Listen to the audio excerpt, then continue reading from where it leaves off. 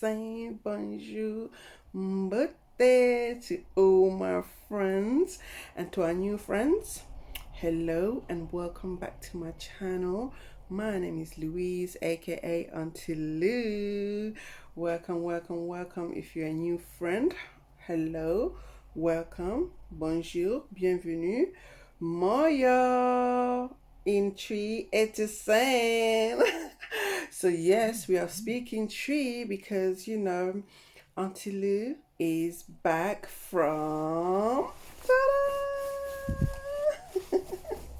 Auntie Lou is back from Ghana, representing. So yes, your girl went to Ghana, and you can see Auntie Lou's back and representing with the kente, the t-shirt, obviously, and the flag. Auntie Lou's back, guys. I'm back. What can I tell you about Ghana? Ghana is beautiful. Ghana is welcoming. Ghanaian people are so gentle. I went to beautiful places. Honestly, my trip to Ghana was just, if I have to describe it in a few words, amazing, beautiful, full of adventures. Oh my goodness. Guys, just be watching, yeah? Be watching. I'll be uploading some videos along, some are small or short. You get some videos for like 4 minute, 5 minute, 3 minute. It's all part of Ghana. Like, I thought I'll be doing long vlogs, I'll be talking, but I didn't have the time. I was just too busy taking in the experience that I couldn't record as much as I wanted to record. Sorry guys.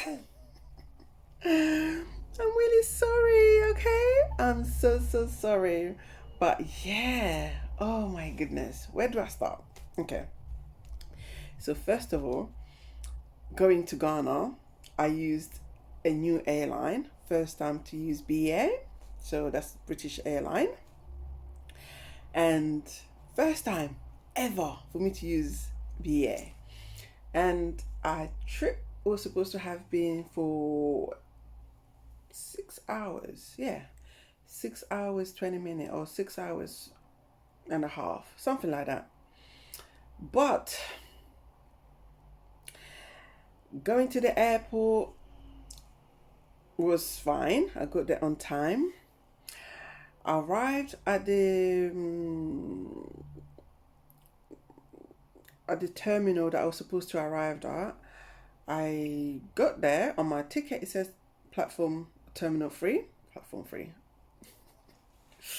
Understand, okay? I'm still a little bit jet lagged, okay? I thought I have to say everything that I need to say today before I forget, because Ghana is still fresh in my mind, okay? So yeah, so right now we talk about the experience of going to Ghana, okay? So I arrived at Heathrow Airport and I was supposed to go to Terminal 3. I arrived at Terminal 3 on time. I get there and they say, oh no, you're not supposed to be in Terminal 3. You are supposed to be in Terminal 5. I'm like, what? 5? They're like, yeah. I'm like, okay, well, what do I do? How can I get to to Terminal 5? They said, oh, you have to go downstairs, then go get a train. Yeah, go get a train. So that's another hour or 45 minutes with my 3 suitcases that I need to be moving around now. So that's why it's important to arrive at the airport at least 3 hours before. I didn't arrive 3 hours before because I thought I was on time. But yeah, I think so. Anyway, and now start running to get to platform 3. Why do I keep on calling it platform? Okay, you get it, yeah? Terminal 5. So from 3 to 5, okay? So I have to go to terminal 5. Right. So got to Terminal 5. I'm like, oh, this is what happened to me. They're like, oh, really? Is that what it says on your ticket? I said, yeah, that's what it says on my ticket. So they're like, oh, it's okay. Well, you made it. Let's start doing whatever, whatever. And the good thing is, I did check in the night before. So really and truly, it was just for them to do my bags, really. So I did my bags, and now the tray or the alleyway or whatever where the bags are supposed to go through, it wasn't working. And you can't leave your bags. So I'm like, come on, man, what is going on? So from the me arriving at the airport, things started going wrong. I was like, come on.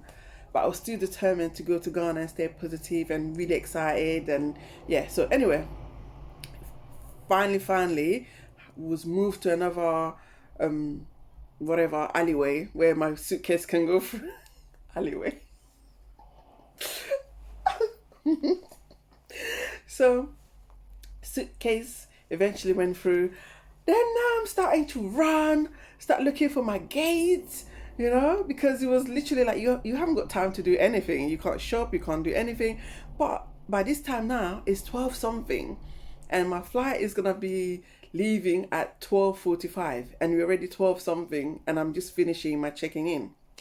Went through security, running, stopped by WH Smith, got a sandwich, got a drink, yeah, got a drink. Then started looking for my gate, got the gates wrong, then started looking, they're like, no, you're in the wrong place. I started running again. It's like, I wasn't looking at my ticket, I was just like, trying to go along, like reading, when really and truly I should have looked at my ticket. Yes, look at your ticket, guys, okay? So anyway, run to my, then I have to take a train to get to my gate.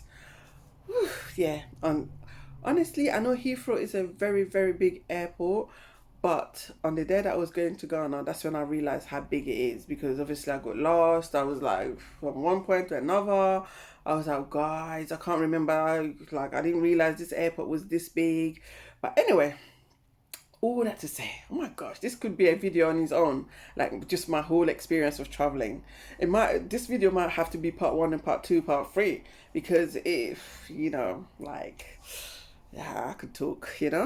So anyway, finally made it to my gate, and they're like, where have you been?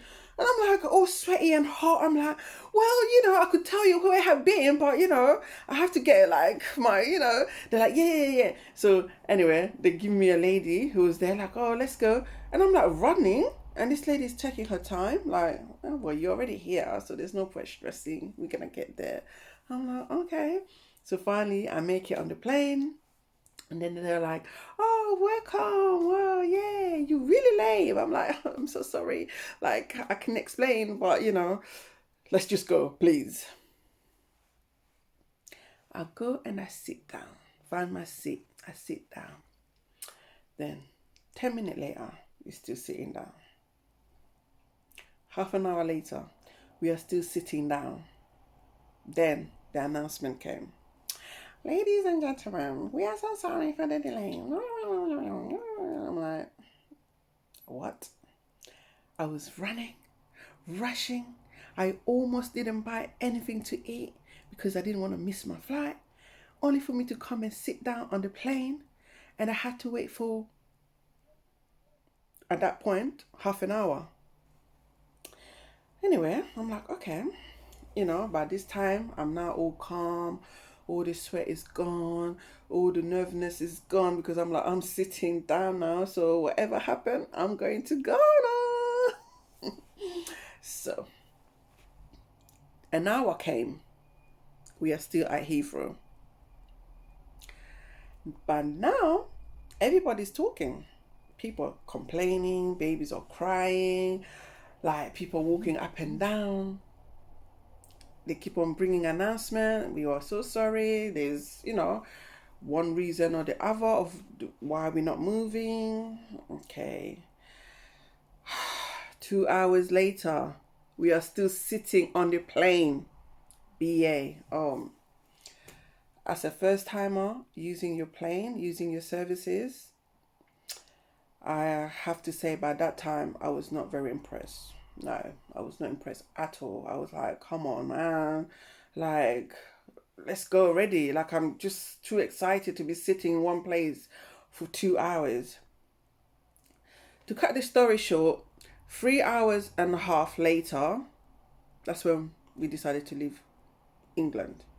So basically, we left around almost 4 o'clock, so three something. From we were supposed to leave at 12:40, we left three something, almost 4 o'clock. What do you think? I think BA should give me a free ticket to go back to Ghana. I'm looking into that. Anyways, we move. The plane ride was nice, smooth, everything. But we arrived in Ghana almost 10 o'clock, 10 p.m. So it was dark everywhere. We arrived. The airport was super quiet because I don't think there was, another plane, or maybe we was maybe the one of the last planes, plane trains. The rhyme. So yeah, again, I'm still jet lagged. So waited for my bags, did the immigration, everything went smooth, smooth, smooth. When you go into Ghana, make sure you get a visa. Yeah, so have your visa ready, have your yellow fever card ready. That's what they ask for. When you're going through immigration in Ghana, that's what they asked me for. My phone number and all that. All done. I went to wait for my bags. It was about half an hour. Collected my bags and left the airport. Then I started admiring Ghana by night. So yeah, I'm like taking everything in love with Ghana, obviously. So I'm like, oh God, I'm finally here. Oh my goodness. I thought I was gonna come. But yeah, I made it to Ghana. I arrived. I got picked up by my friend, and we had when I got home, I had some fried rice and chicken, but I wasn't really a fan of chicken. I'm not really a fan of chicken in general. So I had the fried rice, but like I was just too excited to even like take in what I'm eating. But I had papaya, fried rice, and chicken. That's what I had. But I didn't eat too much because everything, I was just all over the place, too excited. I was talking, telling them about all this trip and all the adventures I went through on the plane. And I was working on the plane, like the babies, there was two twins on the plane. And I was like, obviously my work as a childminder came into play. And like I was just like, I'm taking the baby from the mom, singing to the baby fell asleep on me. Mom was just checking the baby. I'm like, yeah, the baby's fine. You just like, yeah. So my work followed me even on the plane. So they were all like, wow, yeah, that is quite a journey. So anyway, the next day, gosh, next day, 6 o'clock, I'm awake. I'm like, I'm going to explore Ghana. Yay! I'm awake, kicking, everything. Had breakfast, and then, do you know what I had for breakfast? I had waakye for breakfast. Like, I knew about waakye while I was in England, but I've never seen waakye being eaten for breakfast in the morning. Never, ever, ever. Never, ever, ever, ever, ever, ever have I seen waakye being eaten for breakfast. So when I got to Ghana and I was presented waakye for breakfast, I was like, what? Do you want me to sleep all day? Like, this is so heavy. But anyway, I attempted to eat my waakye. I had, as much as I could have. And then, yeah, that was that. Then ready to go and explore Ghana. I kind of fell asleep after having the waakye. It was too heavy. It was too heavy. I fell asleep. I slept. Plus, maybe because I was still a bit tired from the journey the day before. So, anyway, fell asleep and then I woke up Now, by the time I got up, we got ready and we went to a place called Osu. Osu is, then they told me there's a place called Oxford Street and you can find it in Osu. So yeah, until you got excited to find about Oxford Street in Ghana, I was like, what? Are you having a laugh? Oxford Street in Ghana. Okay, fine, let's go. So until you went to Oxford Street in Ghana, and I was like, wow, I just couldn't believe it. Like I would put the picture of Oxford Street or a little video of Oxford Street somewhere when I'm talking about this. So yeah, Oxford Street in Ghana, until you saw it, checked it. I was like, wow, okay, Oxford Street. So we went to Osu's night market and we had some fish. Basically, they sell everything food wise. Yeah, I saw food. I saw,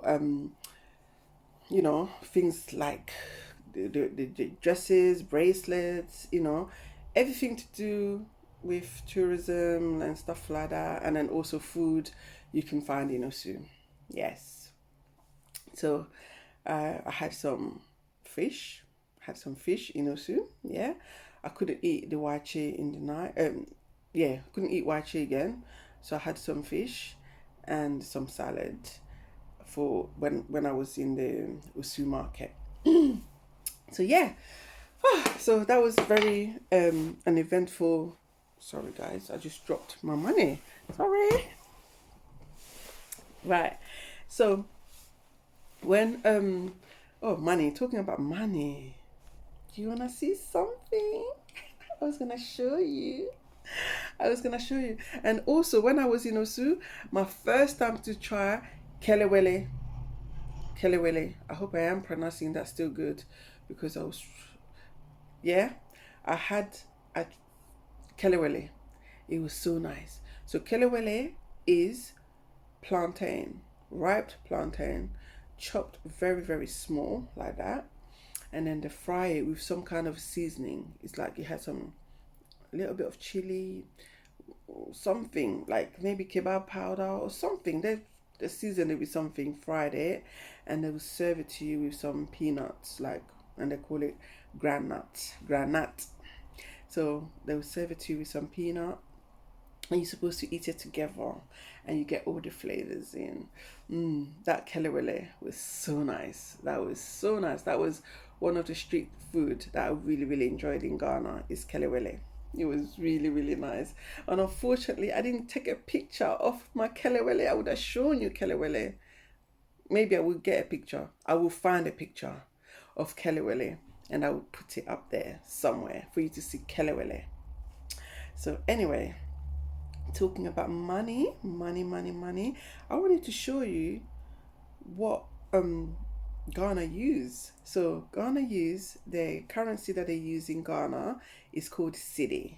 So this is one cedi, very similar to the pound. Actually, if you don't know, you think this is a pound, but this is actually a cedi. It's called, actually you can see it says Ghana. Yeah, so that's one cedi. And obviously I collect money, so I came with money also as a collection. So they have cedi in coin and they also have it as a note. So this is one cedi. Look how clean this is. So that's one cedi. I'll show you all the collection of the money that I have from Ghana. Then I have 5 cedi. That looks quite similar to our £5. Yeah, 5 cedis. Then I have a 20 cedi that looks also like a £20. Yeah, 20 cedis. Then I have a 50 cedi. Look how similar it is to the pound. Very similar to the £50. Yeah, but these are called cedis. Yeah, cedi. Then I have 100 cedis. There's my 100 cedis. I don't know which way I'm showing you. Yeah, there's 100 cedi. We don't have £100. No, we have 50, but they have 200 as well. So they have 200 cedi note as well. But I don't have that. So yeah, this is all the money that I collected. And I'll bring it as gift to all my money collectors, myself and a few of my friends that collect money around the world. Here's our little money. You see, I got a little thing that says travel money. I try to be a little bit organized. Anyways, then the next trip I went to Dr. Kwame Nkrumah's museum. Very, very, very interesting, very educational, and I have a whole video about Dr. Kwame Nkrumah's museum. So do check it out on the channel on Auntie Lou's World. Do check it out. The video is already out. Dr. Kwame Nkrumah's story, his life, his ideas, his story is just amazing. And I don't want to say too much because I want you to go watch that video. Do go watch it when you get a chance. It's absolutely beautiful. I put on things that are on my channel. I try to put on fun stuff and educational stuff as well. And also my package of me being in Ghana, I've seen somebody send me a message on TikTok saying, "Oh, Auntie Lou, next time I visit Ghana, I'm definitely going to follow your footsteps." So yes, that's what I was meant to do. Tell you where to go, show you where to go, beautiful places to go visit in Ghana. And then I went to the art center, which is very close to where Dr. Kwame Nkrumah's museum is. And then I also went to Macaulay Market. It was so busy. I was like, oh my goodness. It was so busy, so busy, so busy. But yeah, I took in all the experience. By the time I went to the market, I can't lie, I was a bit tired. I was quite tired by then because of everything else that I did on that day, which is the museum, the art gallery, then the market. Come on, like some of my days were so full that by the time I get in, have a shower, I don't even have the strength to eat, and then I kind of fall asleep. But yeah, I still had some food and then went to sleep. Can't remember what I had for dinner on that day. Did I have for dinner on that day? I can't remember, but I'm sure I've had some food, maybe jollof or something like that. Anyway, next I went to Ibri. So I'm telling you all this so you can check these places out, okay? Ibri Gardens, that's where I went to next. Ibri was absolutely beautiful. Again, very educational, very you just have to be there to have the feel, you know? So many fruits and so many history and so many places to see in Ghana. Ghana overall is just very cultural, very rich in the history. So I went to Ibri Gardens, you know. There will be, I was trying to put a video out there. I was checking it out. Unfortunately, there was just a lot of music in the background and stuff like that. So I'm going to have to try, maybe find something to do. I will have to figure it out how to do the editing in order for me to put my Ibri trip on the channel. But I'll try, figure it out. But yeah, there will be a video coming about Ibri. I went to Ibri. So next time you go to Ghana, make sure you visit Ibri. Then I went to Labadi Beach. Again. Beautiful. Turquoise. Beautiful, beautiful, beautiful. I went to Labadi in the evening. And yeah, there will be a little video that will come. Labadi, you know. Labadi, La Broma.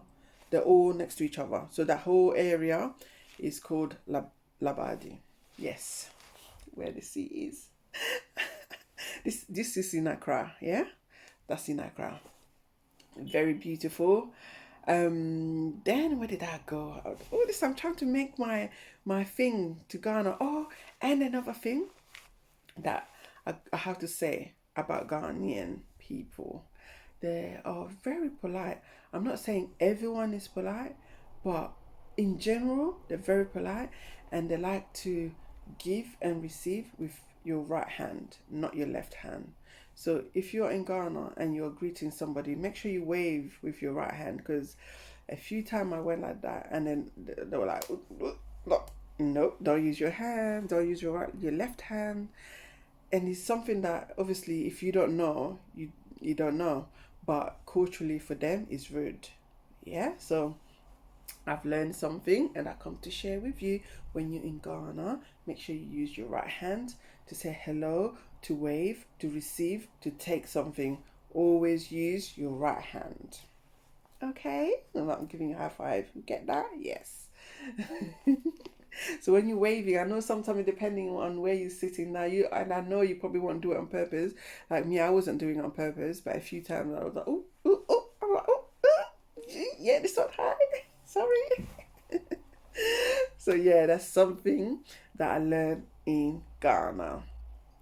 Then after a break, Auntie Lou was off to Ada.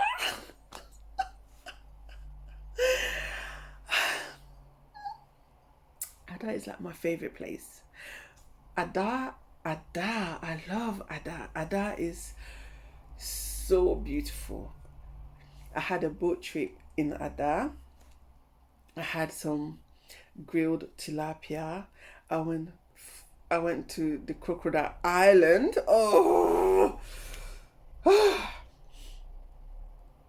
If you know me, you know that I don't like snakes, I don't like crocodiles, and I was tricked because I was so intrigued by all these beautiful sceneries, and I was being taken on this boat trip to this place that I didn't even realize it was a crocodile island.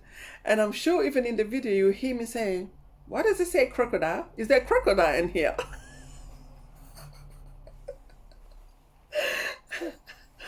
I was tricked to go to this crocodile island, and then the whole time I arrived there, I'm still cheerful with my camera, like taking in the scenery, the beautiful place. I'm like, oh, this is so beautiful. I was welcomed with some palm wine. I tried palm wine when I was in Ada. And then after that, I was like, oh, my friend was like, oh, let's explore the area, So as we're exploring this area, I'm walking, following the crowd, following. And then in front of me, bam, crocodiles. 3 of them. They were huge, like this, like their head were like.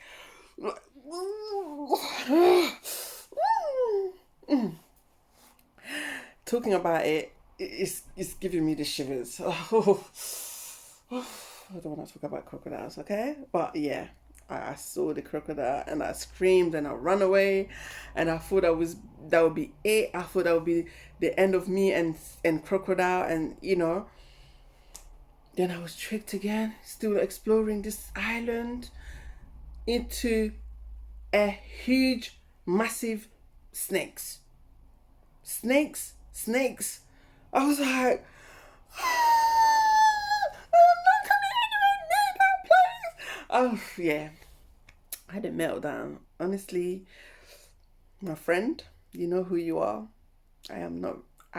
Yes, I remember this place because of the way you done it, but the fact that you tricked me to going there knowing that I don't like snakes and crocodile, I'm not very happy. I'm not happy about it at all. I'm not happy, but I'm happy that I went to explore Ada on the boat trip. We could have done without me having to go and see the crocodiles. We could have stopped at me having palm wine. That would have been like perfect ending to the story, to the day. But I had to see snakes, and then my heart felt like it was in my hand and my mouth, and I was all, yeah. I mean, listen, I went through something. I was traumatized. I remember I was looking at the coconut tree and I called it crocodiles. I called coconut tree crocodile. I said, oh, look at this beautiful crocodile. And I'm supposed to say coconut tree. I called coconut tree crocodile. Coconut tree crocodile. Yeah, you see how they go hand in hand. There's certain words that just get mixed up. Oh my goodness, Auntie Lou has so many stories to tell you about my Ghana trip, honestly. But yeah, that was, honestly, if I have money one day, if I win, if like I win the lottery or something like that, or I win a jackpot, I'll be buying a house in Adao, and I'll buy it right next to the sea where I could see, like, taking the breeze, the waves, and just enjoy Ada. I just and obviously, whenever I will ever go back to Ghana, I will definitely go and visit Ada again and again and again, and I don't think I will ever have enough of Ada. Ada, this is a heart for Ada. Ada, you are here in my heart. Please,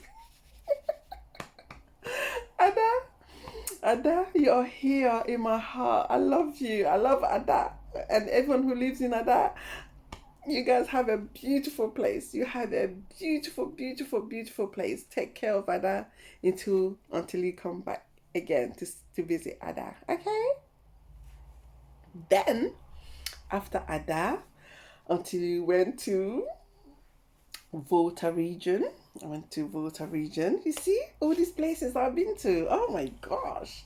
Like, I'll tell you, a proper, I did like my Ghana trip was like proper tourism. Like, oh, I was just like, yeah, love, love, love, love, love.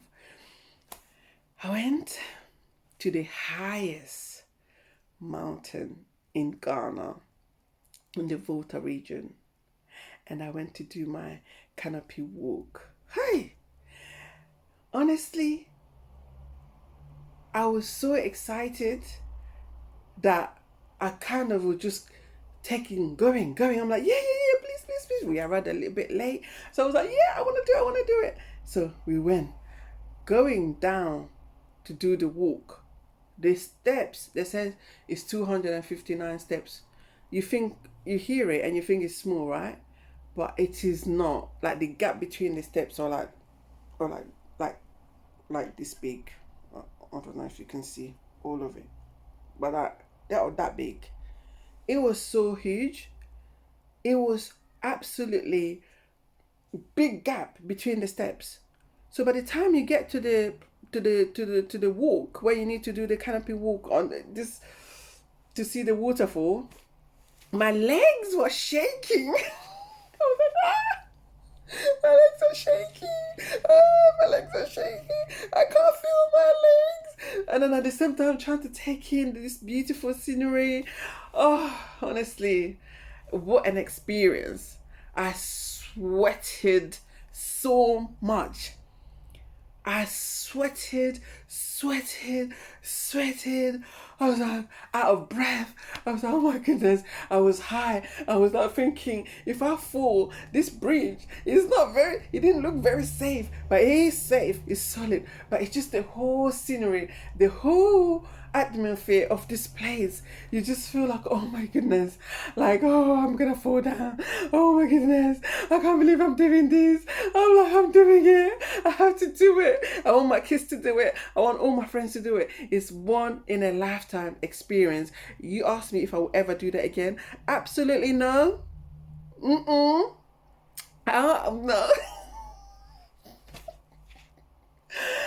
No, I won't do that again, but I would love for everybody to try. Maybe I might do it when I go with the kids. I might do it just to give them that little push, like, okay, Mama will do it with you. I'll do it with you. But if I had a way to get out of it, I won't do it again, because I feel like you just need to do it once in a lifetime. But word can't describe how beautiful that place is magnifique, beautiful, awesome, amazing. When I came out from there, I was like out of breath. I was like, oh, I need water. I need sweets or something. I need something. I was like, I need. Guys, I'm laughing. I'm laughing now. I'll try to put some little clip somewhere here on the screen of this event. I'm laughing now, but it wasn't that funny. I mean, it is funny. Okay, no, it's not funny. But it was funny. It's one of those things. If you get it, you get it. Yeah, you have to experience it to know what I'm talking about. You have to go there and have a feel and experience it to know what I'm talking about. Mm? Ghana. Guys, I forgot about my experience of the fufu when I went to a brie. When I went to a brie, let me tell you about the fufu before I stop this video, because I think it's gonna have to be part 3 or part 2 or whatever. Eventually, at one point in my life, when I managed to record, yeah, because now I'm back to London, back to work, back to life. You know how it is, busy, busy, busy, busy. You know. So when I went to a brie, we went to Papaya Development Space. This beautiful place. It looks like a castle when you go there. Yeah, it looks like a castle. You enter a little train, it's like a choo-choo train, and then you go to this place, and then you get to see, beautiful. It's just a beautiful place. I can't say everything because otherwise, you might not go visit if I say everything. Anyway, we went to eat lunch there, and prior to that, I have not tested fufu in Ghana. So I went to eat fufu. I had fufu and goat meat, aponchi. I had fufu and aponchi, light soup. That's what I had. I'll show you a video up here of how I was eating my fufu. You have to pick up your fufu and you have to eat your fufu, and you're not supposed to chew fufu, but I was still kind of chewing because, I was still learning how to eat fufu. And yeah, so guys, I had the fufu around 2 p.m. Ask me how the whole trip back home I slept, got home, slept, woke up maybe like 8 p.m. because fufu just knocked me out. So 2 food that I ate while I was in Ghana, that actually I have to put wache in there as well. So including wache, free. That knocked me out when I had that was the fufu. I'll put a picture of it here. Fufu, wache, and Hausa cocoa. That's how I nearly missed my last day in Ghana just in bed. I had Hausa cocoa with tea bread and some peanuts. I'll put a picture of it here. I had that at 9 a.m. Do you know that Auntie Lou slept until 6 p.m.? I had the Hausa cocoa, which is porridge. I had that. Then I just started feeling so sleepy. And I said, okay, let me go sleep. And then I'll wake up, paint my nails, maybe go do last minute shopping or whatever. No, until you slept. I slept and slept and slept and slept and slept and slept until 6 in the evening. Who does that? Hausa cocoa? So guys, I'm just saying, if you're about to travel, do not eat Hausa cocoa, or eat Hausa cocoa if you're struggling to sleep, because it will just knock you out. Dodo, you go to sleep. Okay? You go to sleep. My other beautiful and at the same time experience that I went to explore was the Cape Coast Castle. Again, if you go to Ghana, Ghana is rich with the history, rich with the culture, and this one is the history. Cape Coast Castle, Slave Castle. I left there feeling sad, hurt, angry, so many more questions. Question humanity, question the world, question so much. I was so sad that although I was surrounded by this beautiful scenery, which is the sea, and I love the sea, I love water, I love the waves, But on the day that I went to visit the Cape Coast Castle, I didn't want to be anywhere near that sea. I was so sad. My soul was sad. I felt. It's like I felt it. I felt it. What what our ancestors felt, or I don't know. I just to breathe and take it. Take a deep breath and out. Cape Coast Castle. What an experience. I was just so sad. I came, I sat down, I just, yeah. Basically, I didn't want to do any exploring, go to the sea because from the story that I got, again, there's a video about the Cape Coast Castle on Antilu's YouTube channel. It's already out. If you get a chance, if you watch this one before you watch that one, please go check it out. It's already out. It's very educational for your history's sake, for you to know what our people went through. Go and watch that video. It's very, very educational. Cape Coast Castle. Go and watch it. It's for your own development. Let it you learn something from it. There's so much to learn from. I just hope what happened should never repeat itself again. It cannot repeat itself again. So from there I went and experienced the beautiful Kente world. I have to end with something light, something happy, something also that makes me very happy, which is the Kente world. Yeah, I went and I was so how the Kente is done, how the Kente is made. The information that I got, I will try and put a little bit of it because I was so like, wow, that I don't think I got that much footage about it because I was just like, when I went into the room where they do the Kente, I was just like, oh, I was so amazed.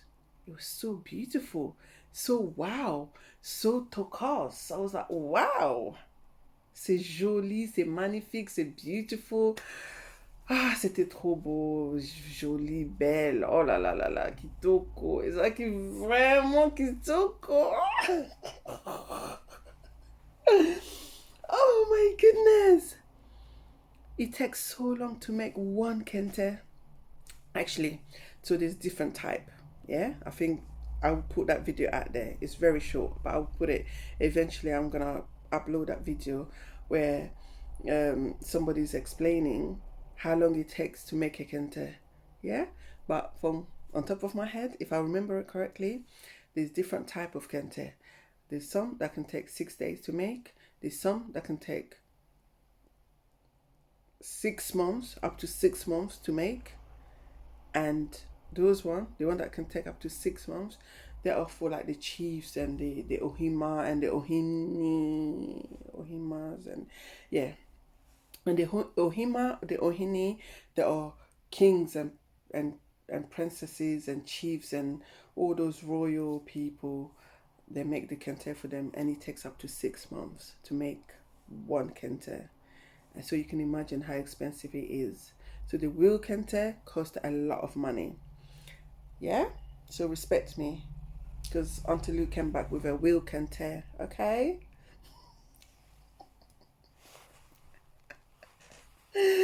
Auntie Lou has a real kente in the house. I have a real kente in the house, okay? I'll upload a picture of my real kente, okay? And you get to see it. Very expensive. And can you guess what color it will be?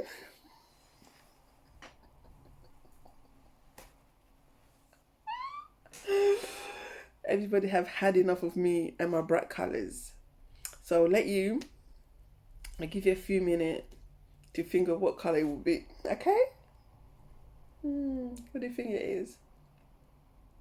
Obviously, it's gonna be green.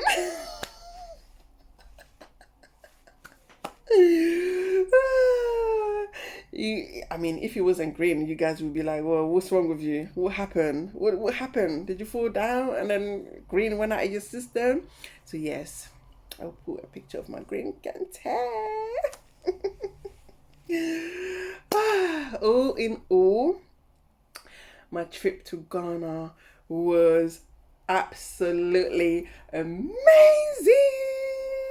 It was beautiful. If I can go to Ghana every year, Ghana is very safe. The Uber services, Toko's lovely. The food is yum yum yum.